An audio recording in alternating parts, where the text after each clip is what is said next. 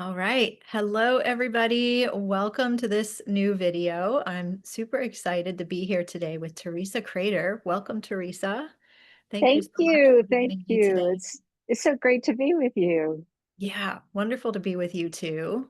And we were just talking earlier about you have the beautiful great goddess Isis right behind you there. She is shining, There's her head. Yes, there shining she in the light. is. Yes, so wonderful.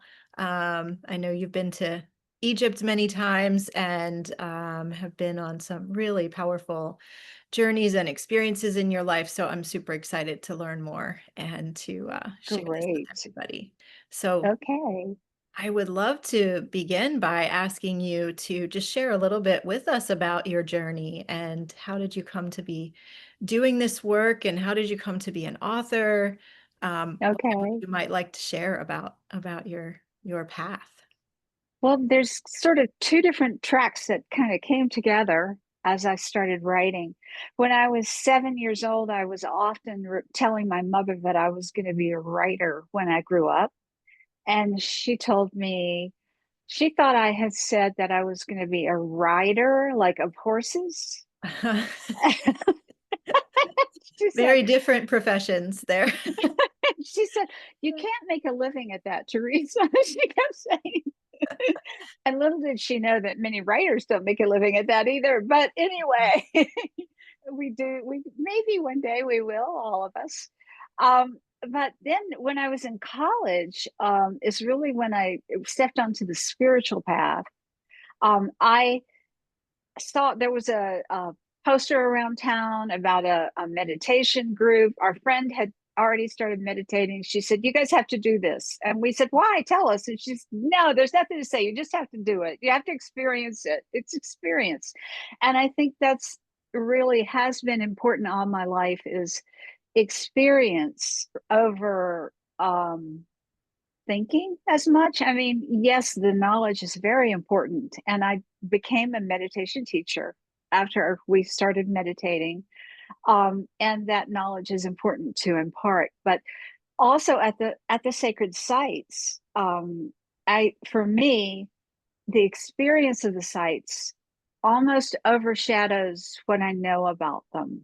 But although I think that digging out that knowledge, just like you are doing such a great job, and Stephen Mehler is doing such a great job, and Patricia Ariane, Lehman, all of that digging out, and you also lead people into the experience of the sites. So I started meditating. I taught meditation for a long time.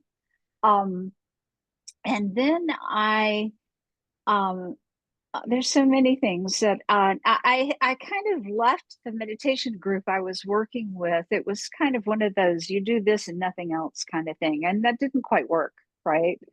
And so I went and experienced other things.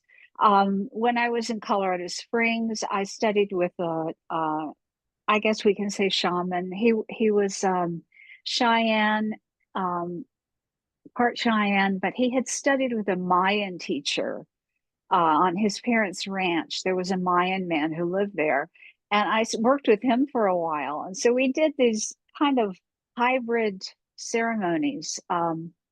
We did uh, sweat lodges, more in the tradition of the Midwest tribes, with Hopi stories, which was fun.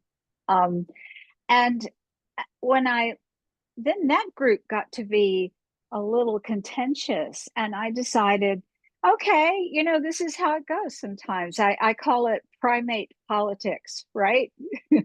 we where I heard this woman talking about the uh the seals in San Francisco, who were starting to hang out on the docks. And she said when the adolescent males would come and get onto the docks, they would engage in mammalian dominance disputes. And I just thought, well, isn't that what all mammals do, I guess? And I So at some point in our development, right? And so I thought, okay, this is primate politics at work. And so I went to Hawaii then and had some very fun experiences with Pele. explaining to me why my last name was Crater, which I Oh, found interesting. I was like, oh, I never thought of that. And but there I stayed at a spiritual retreat center that had a shrine to sort of every tradition, which was I really enjoyed. And I that's where I met crystal skulls for the first time. And that started me on a little path for a while. And that's how I met Stephen, actually, which I might tell the longer story later, maybe. I don't know. And he was interested in Egypt. I was interested in the Maya, and also, well, since I was studying, Native American traditions, I was interested in still continuing to study that. But he talked me into going to Egypt, and I said, "Okay, sure, why not?" And as soon as I got there, it was like Egypt just gobbled me up, man. It just totally gobbled me up. I had well, I got off the bus that night. We stopped in the village to get water for the hotel rooms because the water in the refrigerators is always a little more expensive than what you can get at the store. And while they were getting water, we walked up to the wall, which you can't do now because the Sphinx is sort of hidden behind a big tall wall now. But I was looking, where is she? In the dark, and and I said to the guy next to me, I said, "Oh, there she is. She's smaller than I thought." And this voice came back to me, "Just wait until I get a hold of you." And I was like, that wow. was my introduction to Egypt, that first night. And then that's when I started writing the Power Places series. I got two of them back here but I like to combine the experiences of going to the sacred sites in a story, in a fictional story. And that's when my um, declaration to my mother really came true, that I was going to become a writer. I'd already written a book about my experiences in this meditation group, and I, but it hadn't gotten published. And then I wrote this. The first one was Under the Stone Paw, which was just this taking all the mythology, all the experiences, on a lot of the knowledge of Egypt, and putting it into an adventure story. Mhm. Um, and I did the same thing in the Power Places series with Glastonbury. Steve and I went to England and to Scotland, which you just got back from. Yeah, I was Wow, just in Glastonbury and different places in Scotland. It's so powerful there. It really it is. is. Yeah. Yeah, and I did Peru. I also retold the Arthurian legends. So, and I've been writing ever since, putting spiritual teachings into fictional stories so that people can be entertained while they experience things for themselves. I hope that I write what is now called visionary fiction. It's and the idea behind that is that it's initiatory. It helps people have their own spiritual experience through the book. Yeah. Yeah, that's amazing because then you're going to reach people who might not pick up a book about they might not pick up the Kybalion, for example, Right. but they'll pick up an interesting novel, or an interesting adventure story, and then they'll still get those insights from ancient Egypt or whatever the ancient places they're traveling to in Yeah. your book, that's really Yes. wonderful. Amazing. So, Thank you for sharing that. Is there anything else you want to sure. say about your journey? Um, No, not really. I've continued to meditate. I have a friend who has studied. I mean, I had a friend in college who was started meditating with me, and then years later, I've discovered he's become a world-renowned sound healer. I'm so surprised by that.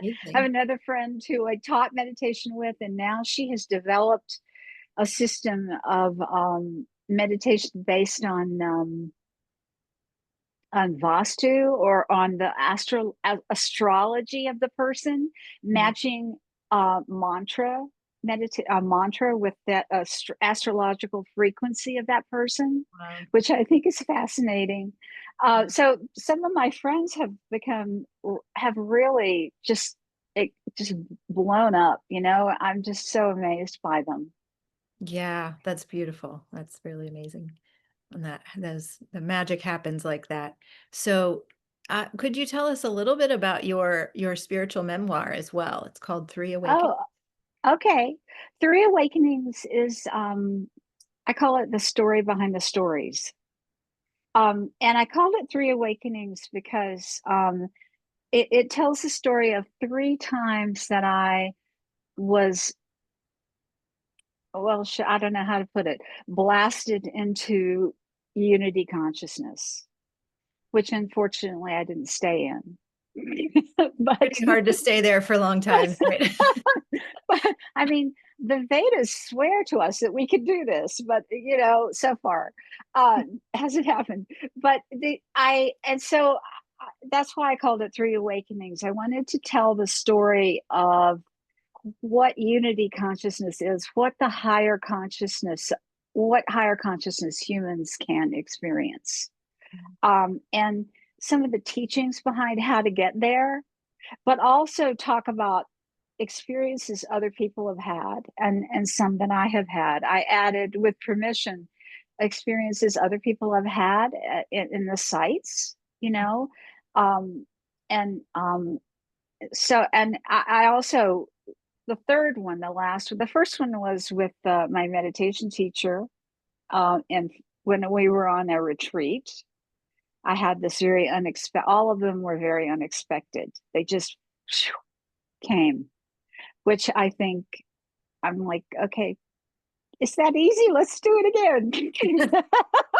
you know, I think some preparatory work is necessary. You have to clear your stuff out. I remember after when I was in Seattle, after I've been meditating and gone on a lot of spiritual retreats where we meditated extra time, 6 months, where to become a meditation teacher.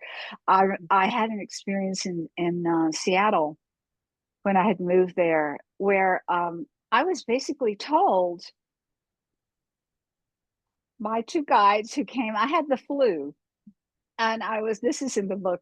I had the flu and I was laying there in the bed, and I kept having this repetitive thought, not to get down, but that I was going to die unless Mm. I changed. Wow. This was during Saturn return. So, Oh, Saturn can this have is that effect. Saturn's like, Yes. excuse me, ma'am. We have some more things for you to do. And so I'm laying there in my bed with the cold looking, and all of a sudden these two figures appeared Mm. and said to each other, they're talking to each other, she's not doing as well as we expected. And Oh, I was like, oh, wait a minute now. I've been meditating. I've been teaching. What are you talking about? But they wouldn't talk to me. They were talking to each other. So what should we do? I was like, excuse right me. here. and and they said, well, maybe we should let her be done, with this life. And I was like, what? Oh, what a strange situation to find yourself in. I have no idea what's going on. And then one of them looked down at me and said, she can hear us. Yes. And it was as if they pulled down a curtain between us and they were gone. And I was shouting to them as they were disappearing, okay, I'll change, whatever. Okay. I'm sorry. The AI thinks that I raised my hand. Oh, it's okay. Yeah, don't worry about that. Uh, I see there's new technology at work.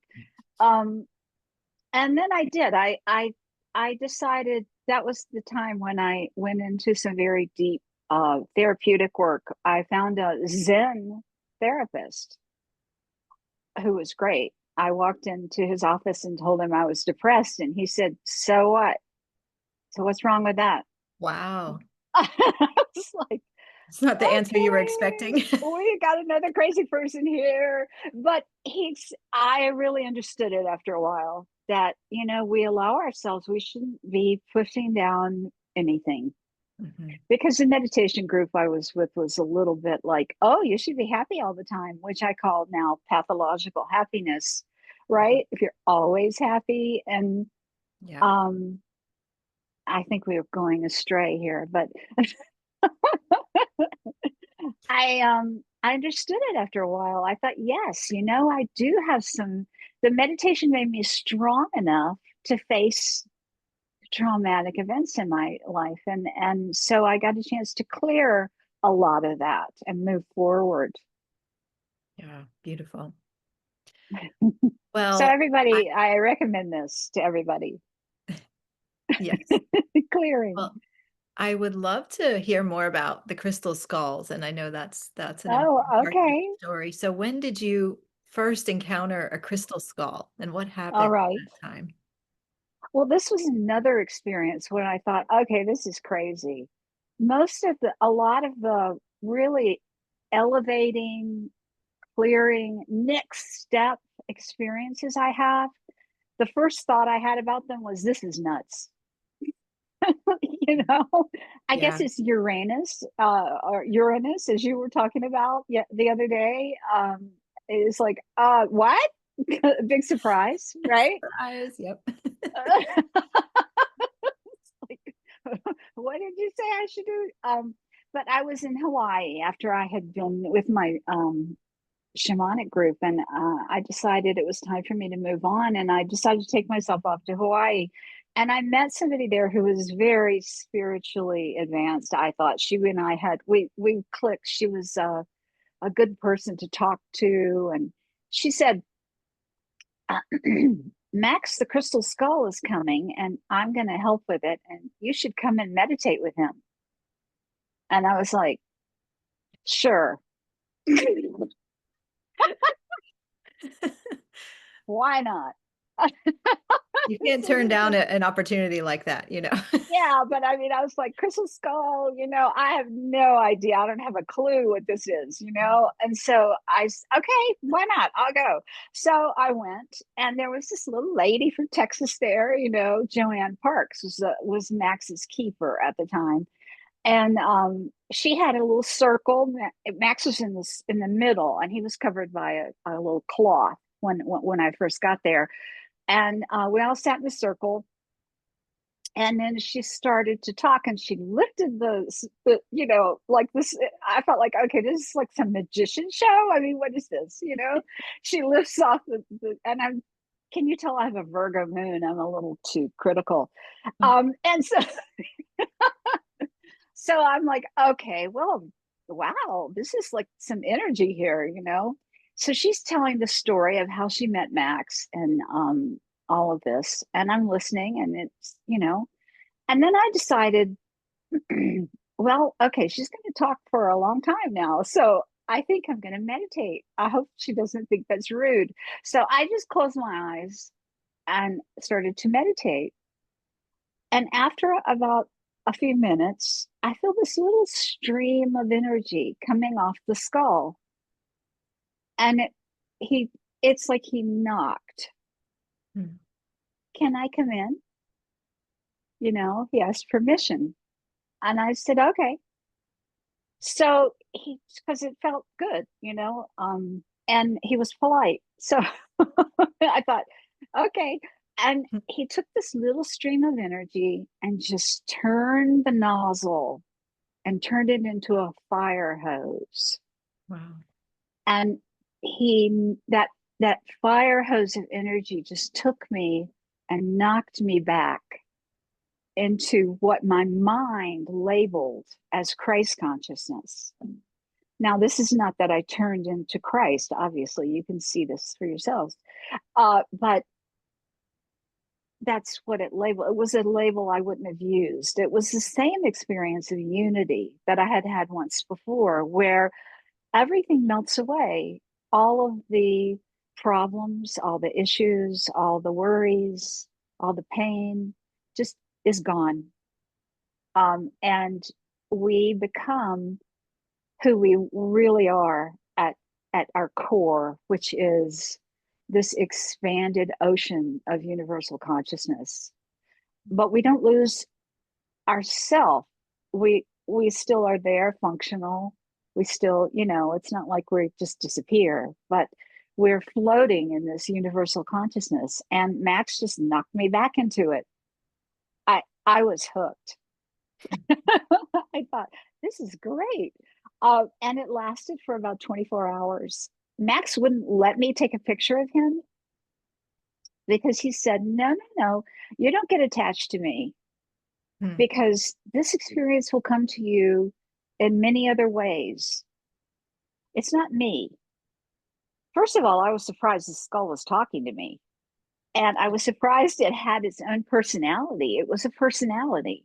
And so when I came home from Hawaii, I knew that I was supposed to move. I was in Manitou Springs, the town that has all these wonderful mineral springs. And I was supposed to move to Boulder. I just knew this. And so I did. And after I unpacked, I saw that guess who was coming to town? Could it be Max? It could be Max. Max's crystal skull is coming to town. And I was like, Oh. okay, I'm gonna go see him. And I did. And I had left a relationship a couple of years earlier. And I was shown a person that would come to me. And it was supposed to be 2 years, but it was getting past 2 years. And you know how good spiritual guides are with linear time. They're just so good at it. They're not good at it. And so I go to see Max. And I had a private session with him at first. And I just, my heart just totally opens when I see Max. He's such a loving being. He just beams love. He loves, loves, loves. And so I go and meditate with him. And I asked him a couple questions. I said, what about this person who's supposed to be coming to me? And this is what Max used to always say to me. He would just say, be quiet. Just be quiet. Come and put your head next to mine. And I would, because he would say to you, you do not need to be asking questions. You know better than that. You should let's take our time to raise your frequency as high as we can today.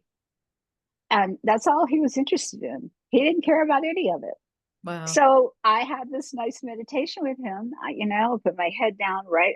Our third eyes together. I just, let myself raise my frequency as much as I could that day. And then we had a group meditation that night. And being the little greedy person that I was, stayed there, even though Max told me not to get attached to him. I did have a fondness for him. And so we're sitting in the circle, and there was a guy there who was telling me how he was into Egypt. And Can't he's imagine who that would have been. he also said that he had worked for the Rosicrucian Order as a staff research scientist. And a couple decades ago, this shaman from, or village elder, I don't know what the proper term is really. Shaman is like a Russian term. So from the steppes of, um, so I'm sorry, I spaced out. I couldn't remember the word. So he's telling me, and I'm like, okay. So you studied these things. And he was telling me he had worked with crystal skulls, and he had worked with this man named Nick Nocerino, who was the crystal skull man. And he said, and yeah, I've seen Max before. And so, okay, cool. And then we did the meditation. And when I went up to, when Stephen Mehler, the Egypt guy, the guy who worked for the Rosicrucians, he went up to sit in front of Max. We all got to go and sit in front of Max and have our own little interaction with him. He sat in front of Max, and Max just looked at me and he said, will this one do? Great. And I was like, if you recommend him, I'll certainly give him a chance. Right? That's a very high recommendation coming from Max. Yeah. Yeah, I thought so. And so Stephen and I used to have Max to come to our house, and we did group meditations and private sessions. And Stephen said once when he came, Max looked at him and said, "So, are you doing your work? I put you together to do your work. Have you done it? Or what are you doing?" And almost as bad as Sekhmet, right? When you get in front of Sekhmet in Egypt, if you're not behaving, she'll straighten you out within about 3 seconds. But then she gives you love after she straightens you out. If you need straightening out, who knows? Um, but yes, after we got together, Stephen had been to Egypt once. Now he's going to his 24th or 25th trip. He's downstairs. He may yell and tell me how many. With you in October. He's so excited. He's so excited. Yes. You and Too. Patricia, I and can't it's wait. going to be a wonderful trip. Yes. And I've been 5 times, and I've also been to England with him and to Peru with him and Bolivia. I went to the south of France. I had written this one book, which was not published. I wrote it before I wrote my dissertation for my English degree because I said, I'm not writing a dissertation before I write a novel. And that was my learning experience, I think. But it is, excuse me, it is out. It's called God in a Box, which is kind of my definition of some meditation groups. They think they have God in a box and they have the key, and that's the only key there is. But it's not true. Um, and then after that, I now have 11 novels out, I think, and 12 just on the way. And so obviously, Max, he gave us, the energy to do our work, to do our spiritual work in the world. Mhm. And recently, if I can share, this is Christos. She's my little skull, and this is Meritaten Stevens, Oh, one of Stevens. But this book here, which is Beneath the Hallowed Hill, it's obviously about I see the us. tour. The Yes. tour, I yes. climbed up there about a week ago. Oh It my was so gosh, it's amazing. so wonderful. I Yeah. don't know if it's going to go back. Well, it's not going to go back, so that's okay. But Max has now passed to a new keeper, um, Jenna Pearson. She lives in Malibu. She only had to go through her house burning down to be able to get guardianship of Max. No big challenge there. And I know. And Joanne was just getting too elderly to really do this touring and everything with Max, and so she passed him on to her. And when she read Beneath the Hallowed Hill, she said Max started talking to her.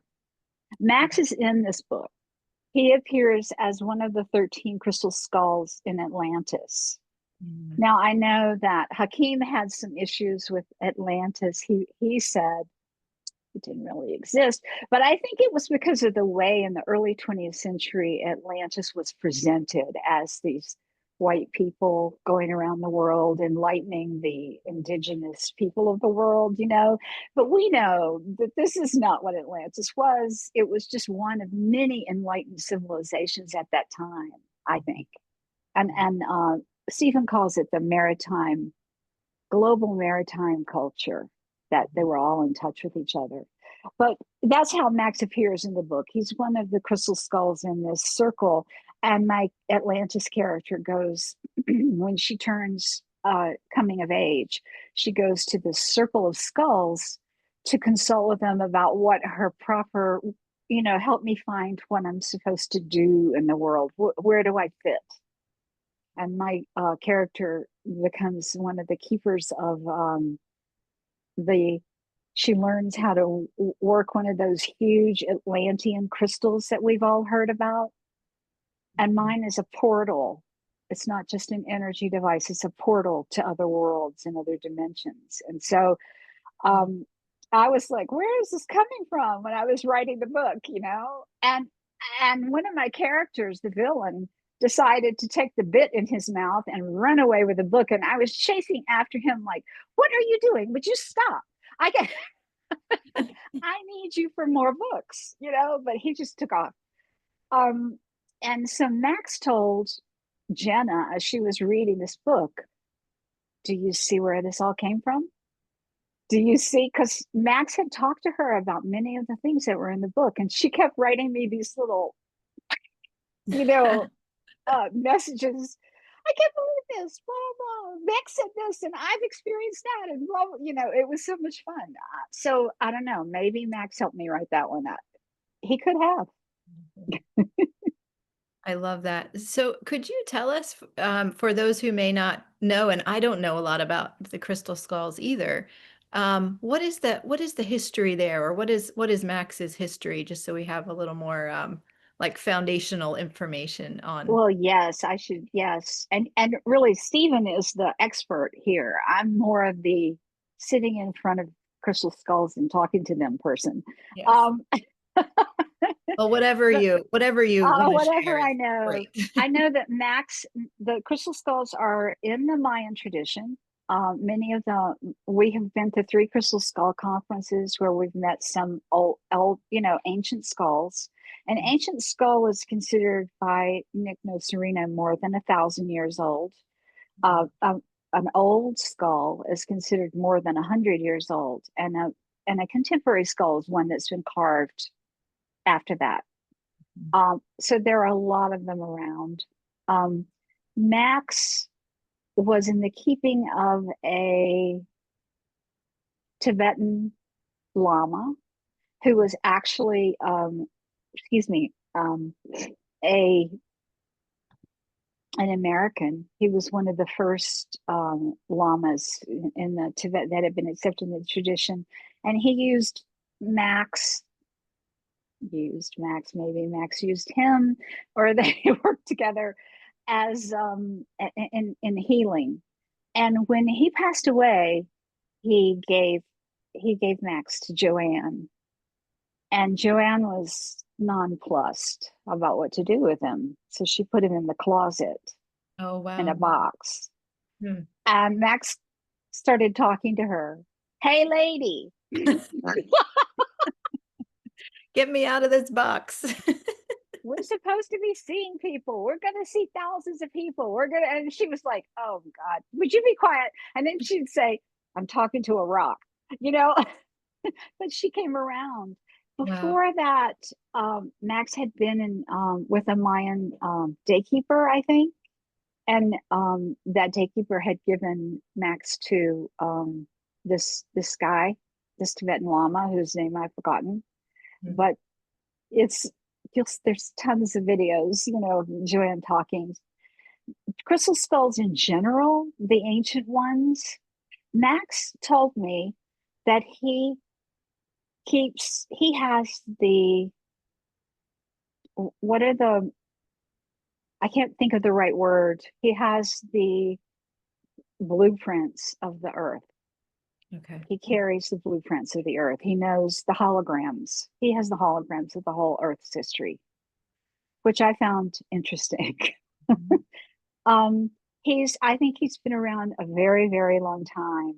He and one of Nick Miserino's skulls were taken to the British Museum to be tested. They didn't say anything about Max because we think they couldn't disprove that he was ancient and he was older than the skull that they had. So they made no comment about him Yeah. after they did all this research. In terms of the Maya, they do a ceremony with the skulls. The skulls are record keepers.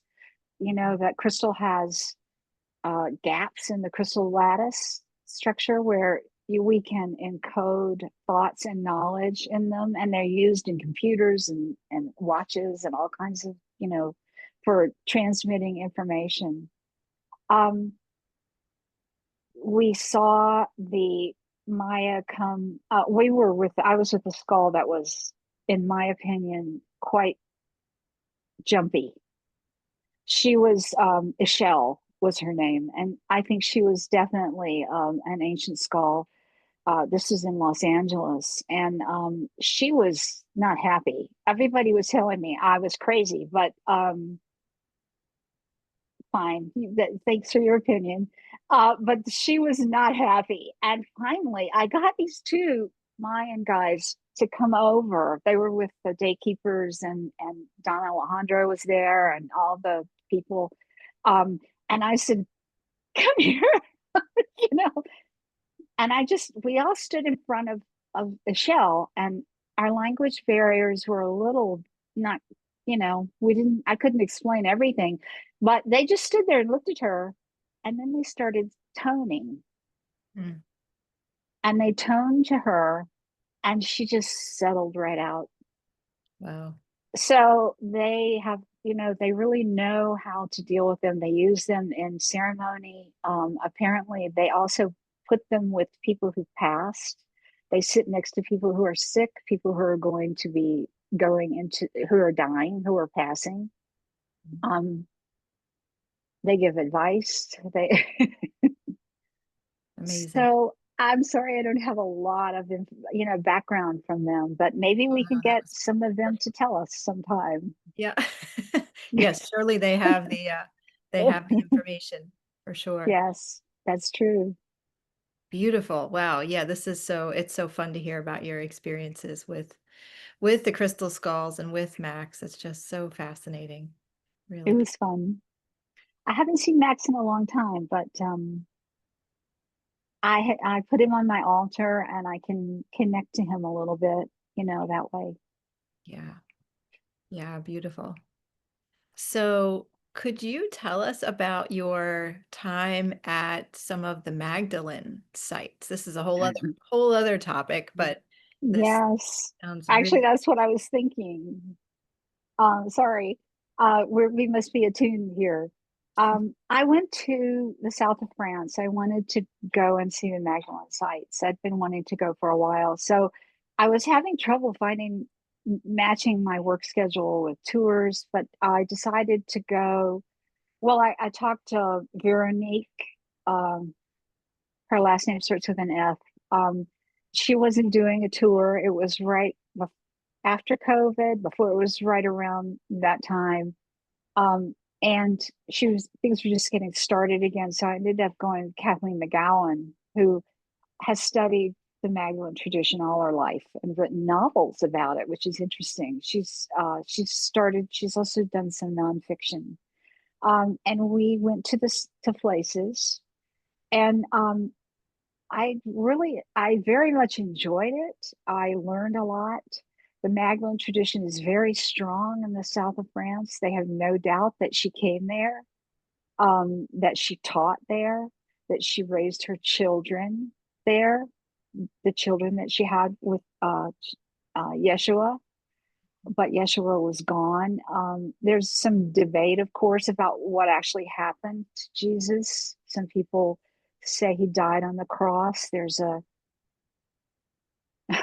secret Rosicrucian tradition, which is not even secret anymore because Mr. Sagittarius got a hold of it. I'm joking. Steve's a Sagittarius, and he will share. And he also thinks, and I agree with him, that maybe the time for secrets is over. But their tradition is that he did not die on the cross, that he went to India. Of course, there's a whole story in India about how there was a saint there, um, and who lived there all his life. And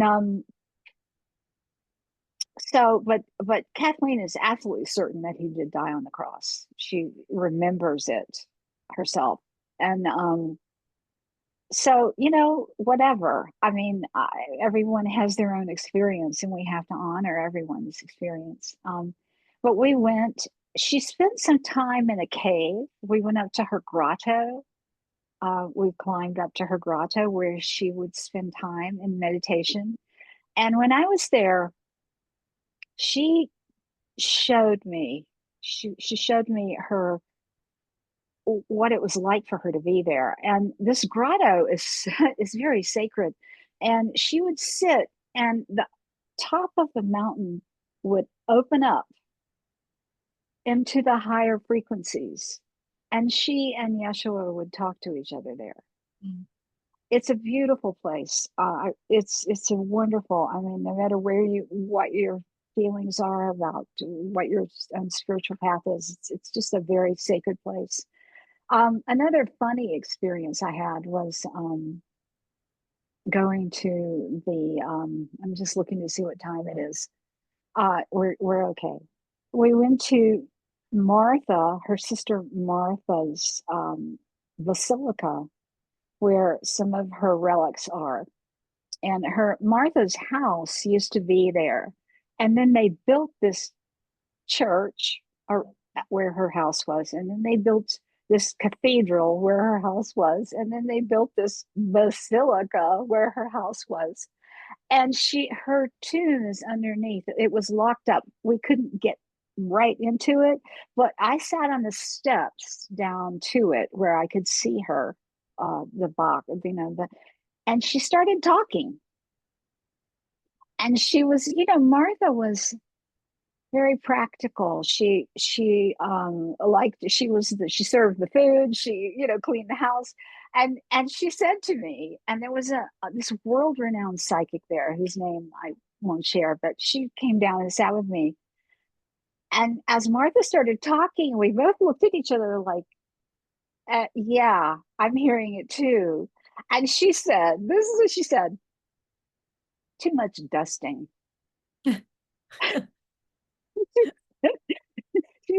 We had this simple message, and look what they've done to it.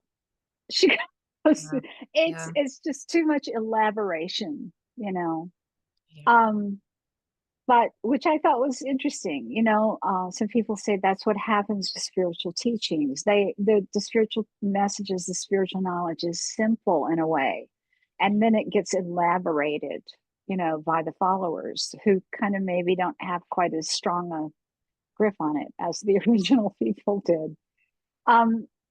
My favorite place was the Chateau d'Arc.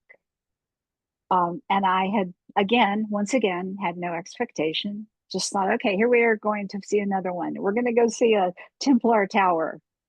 Cool. So we're walking up the hill, right? And this peace starts to settle over me. It was very peaceful. And we all gathered around under the tree because it was hot, and we were sitting in the shade. And Kathleen starts to tell her story about her own experiences at this place and how some guides came to her. I won't tell her story because it's her story to tell. But I was listening, and I kept feeling this presence around the side of the chateau. It's this tall, square chateau. It's a sacred geometry. Um, and I think now that I've studied Kabbalah really well, if I went, I could probably identify the spheres on that tower. But so I'm sitting there, and something is pulling me to come around. And I just decided, just like I did when I was sitting with Max, and I started weeping when he knocked me into the state. And I'm thinking, part of me is thinking, you're being rude. You shouldn't be crying in the middle of these people. But I didn't want to shut down the experience, right? And so Joanne just came and patted me on the shoulder while this was happening. But again, I thought, okay, I need to go over there. And these people are talking and talking and talking. And so, but I'm just going to go.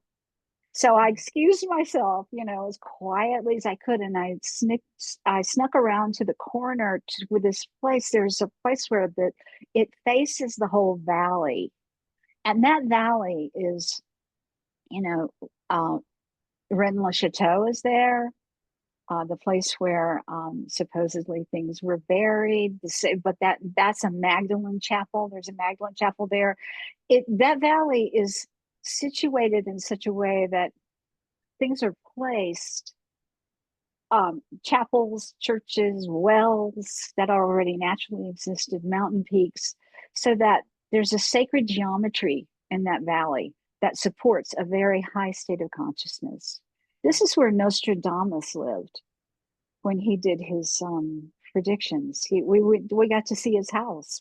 It's in uh I'll think of it in a second. I'm sorry. Chateau. No, sorry.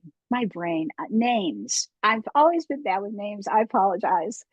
Um, but so I went over, and this faces it faces that whole valley, and I was suddenly filled with this love, just intense love. And my heart just started to, ache. And part of me was holding back because I didn't want to totally break down in front of this whole group of people. They weren't there though. So I thought, okay, what are you going to do? Are you just going to be polite, or are you going to have an enlightenment experience? Which is your choice? And obviously I chose to let it just flood in. And I had another unity experience there. And it, I wrote at the end of Three Awakenings about what it's like sometimes when this floods in. It's like sometimes there's a flushing out of pain and separation. It just floods out. And I sometimes cry when that happens. It's like letting go. It's like I'm finally home, Yeah. you Yeah. know? And I went over to the very corner of the spot and just sat there and let it go through me until it passed a little, and I was balanced in that state. And it was an amazing experience. And that if you can go to these sites, they're very high frequency sites, and they will lift you up, they will teach you, it'll be an experience that you love. Amazing. Amazing. Yeah, I haven't been to the south of France yet. I've heard from so many people that it's so important. Uh, It's great. Thank you for sharing those experiences you had there. Really beautiful to hear. And people say you aren't supposed to talk about these experiences. The Oh, meditation who group I says? was first with, the meditation said, don't talk about your experiences. Wow. It's egotistical, but I think we need to share with other people. Everybody has Share. experiences like this. When you talk about it, people say, well, I blah blah blah, and then this happened to this person, and so it expands our feeling and our ideas about what's possible, what our normal state of consciousness should be, which is this expanded state. Absolutely. Absolutely. I think it's so important to share because then that brings us together around our experiences, and lets us know we're not Mhm. alone in these kind of far out things that happen sometimes. So, Right. yeah. So, could you put I know you have two books there at least, right? Could you hold your books up on the screen? I just want everybody to see the covers of your books, whichever ones you have that you would like to share. Okay. And I'll put that in This the description field too. Here's the Three Awakenings, the spiritual memoir, which is the story behind the stories, right? This is my first book that got published under the stone paw. This is obviously the Egypt book, the story of experience, and my characters go to Egypt, and they're supposed to um, uncover what's beneath the paw of the Sphinx, which turns out to be not a thing, but a spiritual experience. And then I think I showed you this one. This is Beneath the Hallowed Hill, Yeah. which we know it is definitely a sacred hill. And this is about I combine all the mythologies and stories and experiences of Glastonbury and ancient Avalon and its connection to what I think of as Atlantis. Beautiful. Thank you for doing this right, sharing these amazing Oh, thank world. you. It was so much fun. Yeah. Yeah, wonderful. Yeah, and thank you for this conversation, Teresa. It's been so great to speak with you and learn more about all these topics and just delightful to hear your take on everything. So, thank you for your time Thank today. you. Thank you. Yeah. All right. And thank you, everybody out there, for watching. I hope you've enjoyed this beautiful interview with Teresa. Definitely check the description field. I'll put the links to her books there. and write in the comments. Let us know what you think about this interview, this conversation. We are just so delighted to share it with you. So bye for now, everybody. Much love. I'll see you again soon. Bye.